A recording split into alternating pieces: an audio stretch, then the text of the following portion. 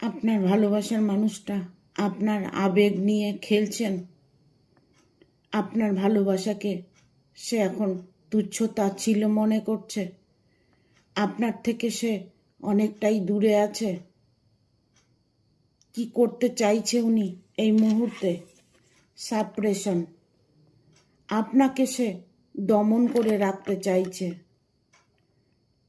আপনাকে সে এমন কিছু বলতে চাইছে যেন আপনি কোনো সময় আপনার নিজের জোরটাকে না দেখাতে পারেন। আপনার জায়গাটাকে আপনি যেন কোনোভাবে শক্ত হাতে হাল না ধরেন। আপনাকে সর্বক্ষণ দমন করে রাখা হচ্ছে, ভয় দেখানো হচ্ছে। আপনি ভয় ভীত হয়ে আপনি কষ্ট পাচ্ছেন। দ্য আউটসাইডার এইগুলো করছে শুধুমাত্র বাইরের লোকের জন্য। আপনার মানুষটা আপনাকে ভালো তো বেসেছে, বাট তার বাইরের মানুষটা তাকে প্রবলেম করছে।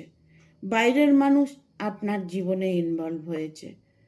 যা কিছু কষ্ট পাচ্ছেন আপনি শুধুমাত্র বাইরের মানুষটার জন্য। দ্য আউটসাইডার তার সাথে আপনাকে কম্পিটিশন করছে, তুলনা করছে, আপনাকে মাপছে, আপনাকে এখন অ্যাভয়েড করে চলার চেষ্টা করছে। এখন আর আপনাকে তার ভালো লাগছে না, সর্বতরে আপনাকে অপমান করার চেষ্টা করছে। আপনি হয়তো সেই অপমান আর নিতে পারছেন না। আপনাকে দমন করে রেখেছে এই কারণে যেন আপনি তার উপর দিয়ে যেতে না পারেন। ঋতার্থ নতুন জন্ম, তার নতুন জন্ম হয়েছে, সে নতুন করে কোনো সম্পর্কে জড়িয়েছে। সে নতুন করে এখন অন্য কিছু ভাবছে, বাট আপনাকে সেটা বুঝতে দেওয়া হচ্ছে না। আপনি সেখান থেকে বেরিয়ে আসার চেষ্টা করুন।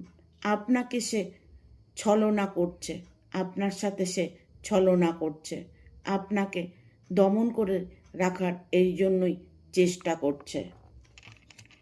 ক্লিনজিং টু দ্য ফাস্ট, তিনি অতীতকে নিয়ে আঁকড়ে ধরে বাঁচতে চাইছে। অতীতকে নিয়েই যখন আঁকড়ে ধরে বাঁচবে তবে কেন সম্পর্কে এলো, এটা আপনার প্রশ্ন। অতীত আঁকড়িয়ে ধরেই যদি থাকবে